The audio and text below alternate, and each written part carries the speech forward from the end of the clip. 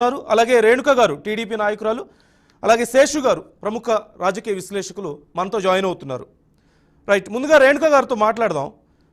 రేణుక గారు, పొత్తు గురించి డిస్కస్ చేస్తున్నారు, ఇంకా ఆ విషయంలో క్లారిటీ రావాల్సి ఉంది. అవన్నీ పక్కన పెడితే ఇప్పటివరకు నేను చెప్పింది వినే ఉంటారు.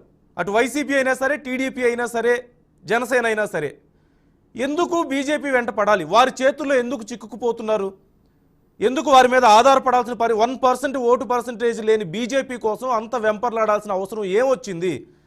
ఆంధ్రప్రదేశ్ ప్రజలకి అంత అన్యాయం చేసింది బీజేపీ అని చారిత్రాత్మక తప్పిదం అని చెప్పిన చంద్రబాబు గారు ఇప్పుడు ఎందుకని అంత వెంపర్లాడాల్సిన అవసరం వస్తుంది బీజేపీతో పొత్తు కోసం? ఆంధ్రప్రదేశ్ ప్రజలకి టీడీపీ కానీ, వైసీపీ కానీ, జనసేన కానీ సమాధానం చెప్పాల్సిన అవసరం లేదా? మీరు టీడీపీ తరఫున ఏం చెప్తారు? అందరికీ నమస్కారం అండి. నమస్కారం. ఇక్కడ వైసీపీ వాళ్ళు ఎందుకు పానాశ్రం పడ్డారో బీజేపీకి నాకైతే తెలియదు, కానీ నాకైతే ఒక క్లారిటీ ఉందండి. ఏంటంటే జగన్మోహన్ రెడ్డి గారి మీద ఉన్న కేసుల మీద బెయిల్ కి వాయిదాలు తీసుకునే విధానంలోనూ మనం చూస్తూనే ఉన్నాం ఇప్పటి వరకు కూడాను. అందువల్ల ఆయన ఏమన్నా దాసోహం అయ్యారేమో నాకు తెలియదు, కానీ మేము మాత్రం వెళ్తున్నాము అంటే మేమేది దాసోహం అని కాదు, బీజేపీ చెప్పు చేతల్లో మేము ఉన్నామని కాదండి. ఇక్కడ మనం అందరం గ్రహించాల్సింది ఏంటి అంటే, సెంట్రల్ రూలింగ్ ఎవరికి ఉంది అంటే అది బీజేపీకి మాత్రమే ఉంది.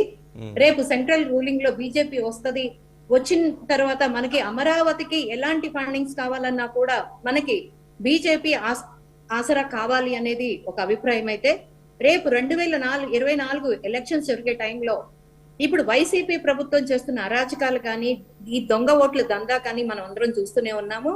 ఈ దొంగ ఓట్ల దందాన్ని అరికట్టాలన్నా, స్వేచ్ఛా స్వతంత్రంగా ఒక ఓటర్ వెళ్ళి ఓటు వెయ్యాలన్నా కూడా డెఫినెట్ గా సెంట్రల్ సహకారం కావాల్సి ఉంటుంది. ఎందుకంటే అధికారంలో ఉన్న జగన్మోహన్ రెడ్డి ఎంత అరాచకానికైనా తెగబడతాడనేది ఇవాళ మనందరం నగ్న సత్యాలు ఎన్నో చూస్తున్నాం. దానికి ఎన్నో ఉదాహరణలు ఉన్నాయి, దానికి నేను ఎన్నో ఉదాహరణలు నేను చెప్పగలను.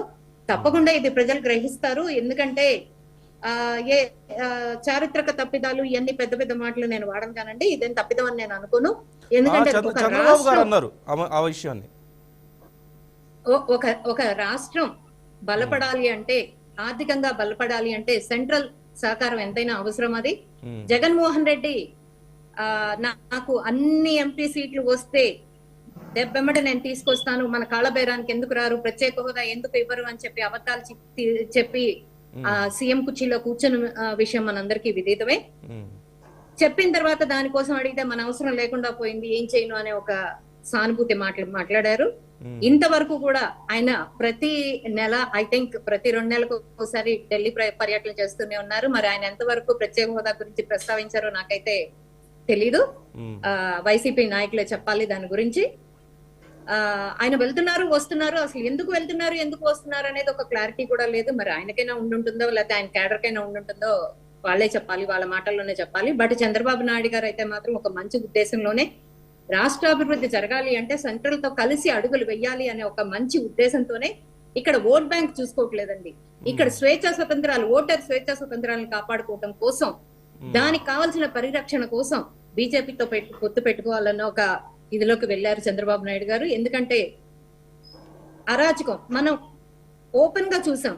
ఒక నాయకులైన, టీడీపీ నాయకులైన బోండా ఉమ్మా గారి మీద ఎంత నడి రోడ్డు మీద మాచర్లో ఎంత దౌర్జన్యం జరిగిందో, ఎంత ఇంతింత కర్రలు పెట్టేసి నడి రోడ్డు మీద హత్యా ప్రయత్నం జరిగిందో దానికి మనమే సజీవ సాక్ష్యం. దానికి కాదనే అర్హత ఎవరికీ లేదు. అలాంటి ఎన్నో ఎన్నో ఎన్నో ఎన్నో ఎన్నో నడి రోడ్డు మీద మాచర్లలో ఒక తెలుగుదేశం కార్యకర్తని నడి రోడ్డు మీద చంపినా కూడా దిక్కులేని పరిస్థితి అయిపోయింది. అదేమంటే జై వైసీపీ అని చెప్తే మేము వదిలేస్తామని అన్నా కూడా టీడీపీ కార్యకర్తగా ఆయన ప్రాణాలు పోయినా పర్వాలేదు, నేను తెలుగుదేశం, జై తెలుగుదేశం అంటూనే ఆయన ప్రాణాలు వదలటం జరిగింది. అది మనందరం కళ్ళతోనే చూసాము. సో ఏమీ లేదండి, నేనైతే ఒకే పదంలో చెప్తున్నాను, స్వేచ్ఛా స్వతంత్రాలను కాపాడుకోవటం కోసం, ఒక హ్యూమన్ రైట్స్ కాపాడుకోవటం కోసం, దానికోసం బాబు గారు తపన పడుతున్నారు అనేది నా క్లారిటీ అండి. Okay, right. హనుమంత్ రెడ్డి గారు ఇంకా మనతో జాయిన్ అవ్వలేదు, వైసీపీ నాయకులు. ఆయనతో కూడా మాట్లాడబోయే ముందు కొద్దిసేపట్లో జాయిన్ అవుతున్నారు. శేషు గారితో మాట్లాడదాం ఒకసారి.